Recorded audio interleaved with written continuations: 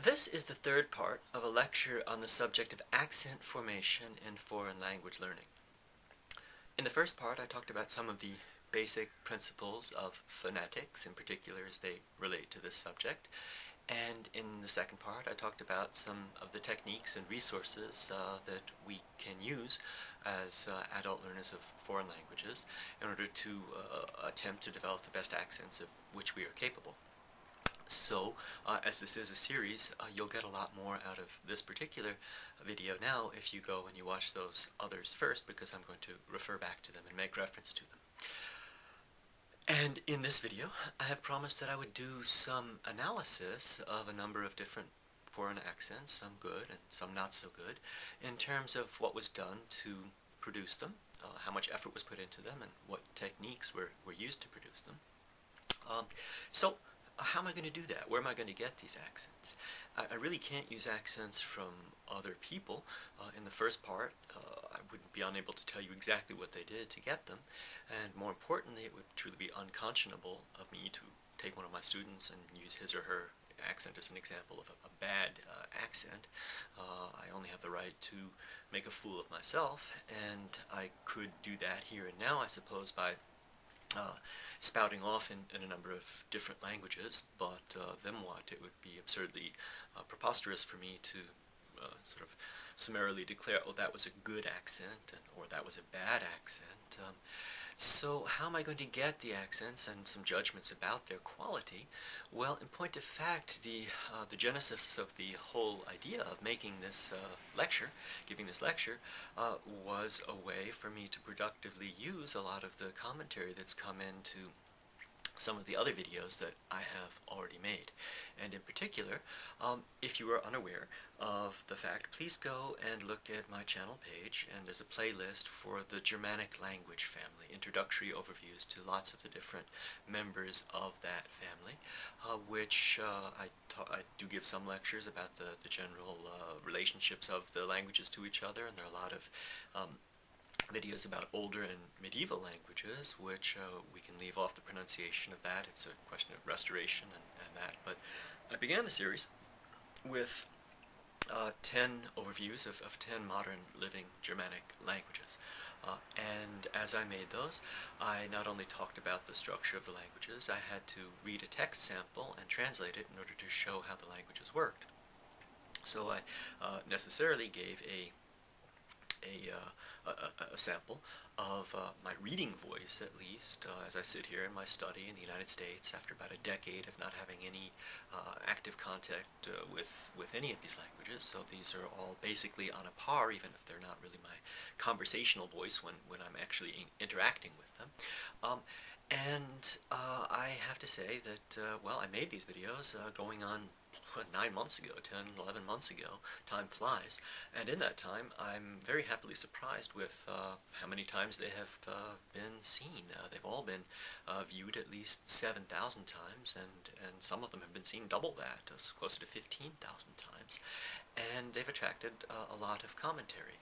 And as the commentary came in, frankly speaking, I was hoping to generate more discussion along philological lines of how these languages are related and how they work and how one might go about learning them and what literature has been written in them. But a very high percentage of the commentary was always focused on the relative quality or authenticity or ring of my accents. I would say maybe 25 or 30% of the commentary was along those lines, and as over time, I'd say they've gotten about 100 comments on the average each. So I've got about 25 or 30 comments about my accent for all of these 10 modern living Germanic languages. And I think that's important to have that kind of consensus rather than just a few opinions, because obviously the opinion about the quality of a foreign accent is a terribly subjective matter, and people are very different. Some people have, for whatever reason, very critical ears in which they will pick up on any nuance of deviation from a purely true native accent and react to you in some way, treat you differently because of that, assume that you don't know the language well because of that, not want to speak the language with you because of that, be very judgmental about your overall knowledge, whereas Other ears are extremely sympathetic and encouraging and generous, and they will want to help you along in your studies and will tell you you have a very good accent even when you're the same quality as that first person heard. And that's important too, because I think anybody who's ever lived in a foreign language and made improvement in it, particularly in terms of the accent, will confirm the experience I've had, is that actually the more comments you get, the more compliments you get, that doesn't actually mean that you have a good accent. It means that you don't really have such a good accent, because people hear that you do and they're trying to encourage you. The better you get, the fewer comments you actually do get. But at any rate, yes, I've got this fairly good statistical base of consensus for the relative quality of my accents, and that has gotten me, as I said, thinking about delivering this lecture, and thinking furthermore that whereas in all of my videos what I'm trying to do is share the benefit of my experience, intensive personal engagement with learning languages, so that other people who want to learn languages can hopefully profit from that experience, either by emulating some of the things that I appear to have done correctly, and also importantly, avoiding making some of the mistakes that I seem to have made. So that is certainly going to be the case here, but I also think that I'm offering some sort of original research here, I hope, that can stand some statistical scrutiny about the relative quality or merits of certain different approaches to studying languages, because how are we normally going to judge one method or one technique for learning a language over and against another one? I imagine you would have to actually plug it into some sort of school-like environment and use them in parallel classrooms and judge the progress that two different groups of students are making. But if you think about that, there are always going to be lots of other variables that are going to enter into that calculation. You could actually, you think you're measuring the relative quality of two different approaches to studying and learning, but you could be measuring the quality of the students, or of the teacher, or some other circumstances that need to be taken into consideration. Whereas, by just looking at the different results that have been achieved by one person, of course one person is not all people, but there are some basic commonalities and different learning styles, we're certainly going to avoid a lot of those other considerations that could come in and complicate the real evaluation of two different methods. By focusing on just one person, you're going to get a constant in terms of overall talent or ability to learn languages. The only mitigating factors there could be, on the one hand, my greater experience as I go along, which will be probably mitigated or canceled out by my greater age. Both of these things tend to be things that might affect your ability to learn, but I think when we actually look at some of the accents, we'll see that they don't really seem to make any difference.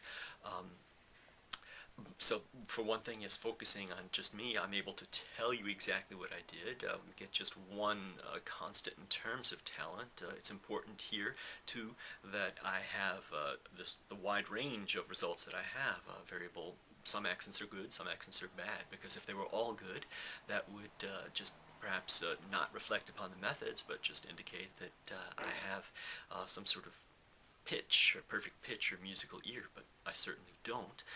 And likewise, if they were all bad, that would indicate that I might be tone deaf, but they're not, so I'm clearly not. And finally, I think it's important that I'm working exclusively with closely related languages in one family, because if I were to offer samples of my accents in widely different languages, then the different quality of accent, particularly in the resonance, would very likely be due to the language itself. Certain languages, tonal languages, really exotic alien languages, would obviously be much more difficult for me to learn and develop a good accent in than closely related ones. But all these Germanic languages are are in the first place very closely related to my native English that I'm using right now, and they're also closely related to each other. So while one could quibble about this one might be a little bit more different or challenging than that, I think the truth of the matter is they're all on a par, and they all have their individual quirks, but they're about the same degree of difficulty from my starting point. So, um, all of these things considered, I think just getting right to some of the analysis, I'm going to present and talk about my accents in pairs, because that's pretty much the way that I got to know this whole language family, is by delving into it in waves and then building on top of my prior knowledge with each subsequent wave. And it's interesting too that within those pairs in which that I went into it, I do not have similar results, but I tend to have different results for each component of these pairs. So to begin with, the two languages that I've studied longest and in many senses know the best are German and Icelandic. And these are two languages also which, if you go and look at the commentary that came in, they're on the extremes. The consensus seems to be that my German accent is probably my best one, and my Icelandic is probably my worst one. So why is that? How did that come about? German. Okay, I started studying German when I was 18 years old, my first semester in college. It's something I always wanted to do. As soon as I got the chance, I did it. I really enjoyed it. I did well in it. I had good teachers. It was a good program. I learned a lot. I double majored in it essentially, so throughout my 4 years of college, I always had at least one German class every single semester. For my 8 years of graduate school, I never lost touch with it. I didn't study it anymore. I just read novels and stories on my own. Went out of my way to watch movies or listen to it, and I used it very, very frequently in doing my research, my doctoral research. But I never spoke it, and so the thing that really got me speaking it well, presuming that I truly do, is the fact that I got to do postdoctoral research in Germany. And so I actually lived there, lived in it for 2 years, during which time I told myself, and I vowed, and I kept my vow, I'm evicting English from my head, and I'm making German my operating system. So I really interacted with the language on every level the whole time I was there, to the degree that for several years after I left, it stayed my operating system. Although now, 10 years later, I haven't had much chance to really speak it, but I continue to listen to it a great deal, and I read a great deal in it. I read more in German than I do in English. So if I do have a good overall knowledge in it, and I do, it's important to note how much time and effort I put into that, and that my accent is certainly not at all out of sync with my overall knowledge of it, but is reflective of that. But the most important thing about the development of my German accent is that while I was there, I did all of the things that I talked about in about the last 5 minutes of the preceding video on techniques. I worked with a private phonetician, one-on-one lessons in her office every week for a while. We would talk, and she would latch on to the most egregious indicator of my speech, so that showed that I was an American, and she would show me, demonstrate exactly what I was doing and what I should be doing, and then I would take that speech element and I'd work on it all week, and the next week we would move on to something else. So that's about what you really have to do to develop a very good accent, and I'll be the first to admit and say, even then, I'm not true. I might be near native, but I'm certainly not native quality for all that work. That's a fascinating contrast, but not surprising, with the results of my Icelandic accent. And Icelandic, if I've studied German for 25 years, I've been studying Icelandic easily for 20 years, and yet I do not, in the Icelandic comments that you can go and read, again, you will see some people who are encouraging and telling me I'm on the right track, but you're also going to find more than in any other language that say, this is not what Icelandic sounds like. It's very hard for me to understand you. Your accent is not good. And there, I'll say, there were actually more negative comments, particularly in this one, that I blocked, not because they were negative. I don't mind being told that I have a bad accent. I'd like to know that if it's the case, but I blocked them because they were rude and vulgar and insulting. I mean, I do mind being told, "Ha ha, you suck, you stupid," and that's the sort of tone that these took, so I didn't put those through. So there were even more negative comments there. So why is my Icelandic accent not good? Well, It's because I did not do any of the things that I just described with German. I've never had any living contact with it. I've never been to Iceland. I've never spoken it once in my whole life. What I studied was actually, you have to go do a little, if you don't know this already, do a little bit of digging, either just by watching both my Icelandic and Old Norse videos or looking elsewhere, and you'll find that the fascinating, one of the wonderful, fascinating, exciting things about Icelandic is that of all of these languages, it's the one that's changed the least over time. It's the only one of these languages that if you can read something that's been written today, you can read something that's been written 1,000 years ago, and vice versa. And so I did not really study contemporary Icelandic. I studied Old Icelandic or Old Norse. And one of the few things that has changed with Icelandic to a large degree is the pronunciation. We know that Old Norse of 1300 did not sound like the way they speak today.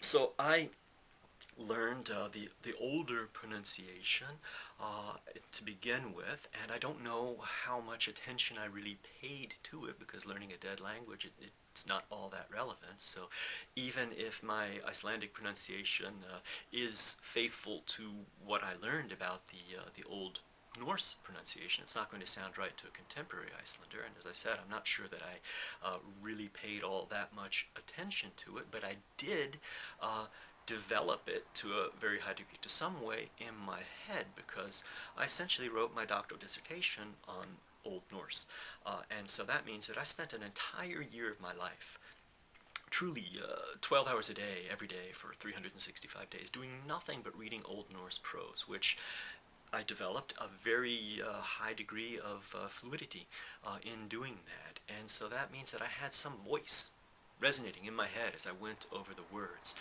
And that built up silently in my head into sort of a fixed pronunciation. Then I spent another year of writing my dissertation on that, so writing and analyzing text. So I have some voice in my head of a way that the language sounds that's not reflective of the way that it does today. And although I have subsequently done some work with contemporary recorded material, obviously it has not really compensated for that. So the reason I have not such, why I have the accent that I do in Icelandic is, well, referring back to the preceding video, what basic resource and technique that I use, I relied almost exclusively upon texts. I did not practice speaking. I've never done it, and I have developed my abilities totally out of whack. My passive abilities to read are very highly developed, and I totally ignored my speaking abilities. And so it's really not to be wondered if that I have the results that I have had. I hope I could correct them if I ever got the opportunity to go there, but yes, if you want to avoid having this kind of thing to you, do not focus exclusively upon text. Do not ignore the spoken language for many years while you develop your analytical and reading abilities. In talking about these two languages and analyzing these results, I don't think that I'm really breaking any new ground, but rather just confirming some stuff that might seem like common sense but could get lost sight of. But again, these are the two languages that I spent thousands of hours upon developing the abilities that I have in them. They're the first wave. But I think the second wave, in terms of learning languages, in terms of particularly people who might want to teach themselves languages, is much more interesting and much more significant. And the second wave, again, it consists of a pair of languages, and that's Swedish on the one hand and Dutch on the other hand, which until I made this set of videos, in my relatively short-term memory, I had remembered studying in pretty much exactly the same way. I built this wave in during my postdoctoral years in Germany when I had occasion to go and do research in some other countries. And I went first I did Swedish first and then Dutch second. And what happened to me when I went to these countries is that I spent a few weeks there, and as I was doing my other research, I also studied the language intensively. I kept my ears open. I I studied the grammar. I had tapes that I shadowed. I worked with it in that fashion. And so they came to me. I built upon my knowledge of German and Old Norse to bring these languages to functionality very swiftly. So I studied them very intensively, and I got them alive in this fashion.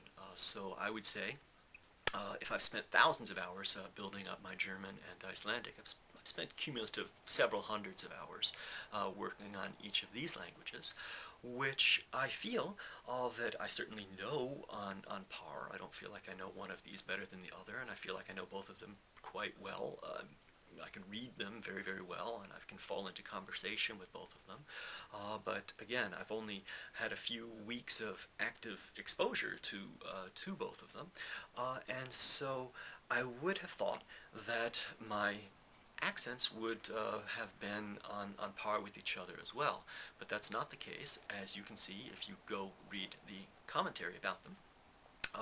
The consensus seems to be that my Swedish accent is pretty decent, that I'm on the right track, that there's that peculiar musical lilt to Swedish, and I'm kind of getting it. Most of the commentary that's critical there seems to be talking about whether I sound old, or whether I sound like I'm a Finnish Swede, or from some particular dialect. Whereas the commentary for my Dutch is that it's not to that degree of incorrectness as my Icelandic might be, but that it's thick, that, it's a thick foreign accent, that I sound German or American or English or something. And that doesn't really make a lot of sense to me because although Swedish is an integral part of the family, Germanic is not difficult or exotic or anything, but Dutch is right between English and German as a Western member of the family. It's closer. If anything, I should have an easier time with Dutch than with Swedish. So I had to do some reflection to think about why that might be, and then I remembered as a matter of fact, that there was a very important difference in the way that I studied these languages. That, as I said, because I thought that I did it in purely my European time, and I recalled that Dutch seemed easier than Swedish, but I always thought it was because I did it second, and I had the prior experience of doing the Swedish. But in actual point of fact, that's not the case. Swedish, when I went to Sweden, when I worked on it there, that was the first contact I had with the language. I really hadn't done anything with it beforehand. Whereas, with Dutch, I had actually done some work with it back in Chicago before I finished my doctorate, and what I had done is I got some very good audio courses, and I had, it was an Asimil, Teach Yourself Dutch, Dutch with Ease, something like that, and I had just listened to the tapes. As I went running by Lake Michigan every morning, I would listen to these tapes, and I was very much enjoying in my philological way, filling in, understanding as much as I could, progressively more with each listen, and then when it got a bit difficult, then I would look at the book and figure out exactly what was going on, and then I would move on. And so I really did this. I listened to the tapes for a great deal of time and developed an understanding of the language without ever speaking it at all. This was long before I innovated my technique of shadowing, so I just had a long period of passive listening with Dutch, whereas I never had that with Swedish. Swedish, I just worked on it while I was there. And so, in point of fact, what I was doing with the Dutch was not learning it, but acquiring it, very much in the way that I talked about Dr. Stephen Krashen and his theories of language acquisition last time. And it was a very pleasant experience. I learned a lot. I got into it, as I said, when I went to Holland, as compared to when I went to Sweden, it just came easier. And I did other things there too. When I recall now, when I was in Sweden, I was nervous. I was anxious about talking. I started with a few children when it worked, and I worked up the competence to speak to some adults. But when I went to Holland, I had no problem. I just started talking to people right away. So to use the terminology, the jargon of that theory. With Dutch, I listened to comprehensible input until I felt comfortable. I did not force output or production until I was comfortable with it. Whereas with Swedish, I worked on the grammar right away, and I did force it. I made myself do it, so I developed the confidence. And I think that this really affected the way that my ears perceived the language. Obviously, judging by the commentary, that I have a relatively decent Swedish accent, whereas I don't have a relatively decent Dutch accent. What I did by that period of silent listening is I think that I built up some false associations. I got comfortable thinking with that it sounded this way, that these double consonants sounded just like the double vowels sounded just like the single vowels, and that I got comfortable. I was not able to find, by just listening and understanding, I didn't develop the correct focal point of resonance, as I talked about at the end of the first video.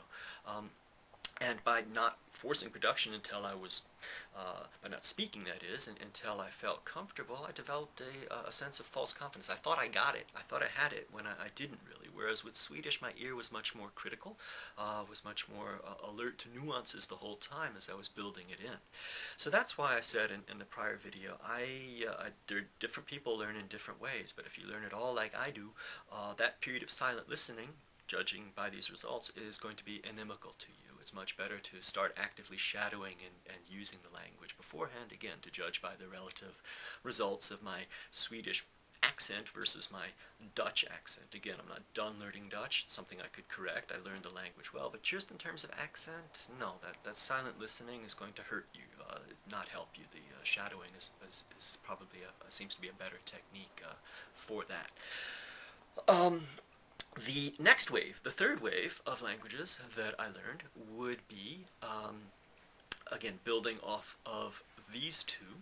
It would be the other Scandinavian languages, Dutch and Norwegian on the one hand, and Afrikaans on the other hand. And these are languages which, again, if I built Swedish and Dutch on German and Icelandic or Norse, I built these languages on Swedish and on Dutch. And so if you go look at the commentary, that's one of the first things that you'll see, is that, well, let me tell you how I learned them.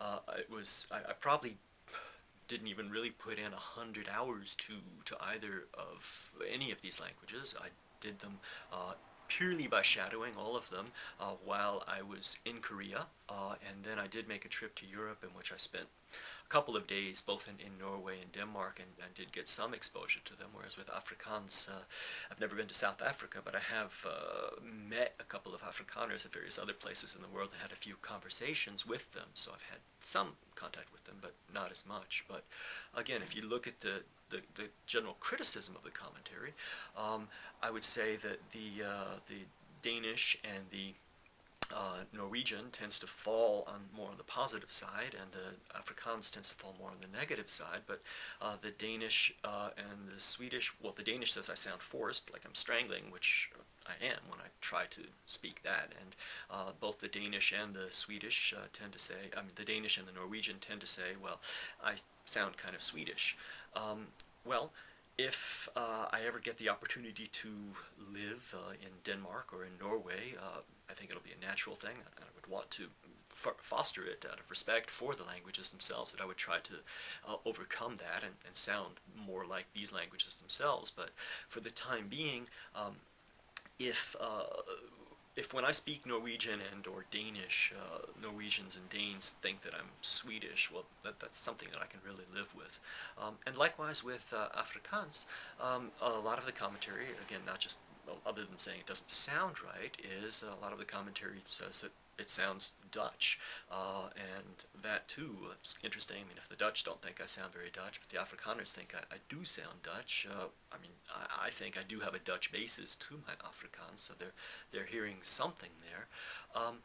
But another difference between my, again, Norwegian and Norwegian and Danish on the one hand and Afrikaans on the other is that with the Afrikaans I only had a single tape. The Linguaphone series was the only audio material that I had, and when I edited that down I only had about 70 minutes of that, whereas with the Danish and Norwegian I had a number of things. I had a lot more different hours that I could work with it. And then finally, there would be the fourth wave of languages that I've done even less work with and had no real living contact, so to speak, with. I'm sort of maybe building upon the third wave, and that would be Faroese on the one hand and Frisian or Frisian on the other. These I find interesting in the contrast because in the Faroese, which before I made the video and I got a video feedback, somebody reading it in Faroese, I'd never had any audio material for it, and so I didn't even try to read the text in that. I openly said, I don't know how to do it, I'll just read the words individually. But there too, the main commentary, apart from it not sounding right, was that I sounded Icelandic. I was reading it like Icelandic, which, again, watch the video, the orthography is Icelandic. I was doing that, and the Faroese could hear that, and they're the island right next to Iceland, so they should know, if anybody would know, if I'm trying to sound Icelandic, although the Icelanders didn't like the way I sounded when I did that. The Frisian I found really interesting because of all the commentaries. This had the least about my accent. This was the nicest just to get and read when they came in, the most appreciative of the fact that I was, treating this minority language in terms of its political status as the important, integral part of the family that it is in terms of its linguistic status. So, that's my sort of analysis based on the feedback that I've been given to my various accents and the Germanic language family, talking about what I did to develop these accents and the techniques that I did. I hope that's been useful and helpful to you. And so now I will conclude in the next part of this lecture, the fourth part of this lecture. I will talk about the importance of keeping your perspective about what you can actually attain when you try to learn to speak a foreign language with a decent accent.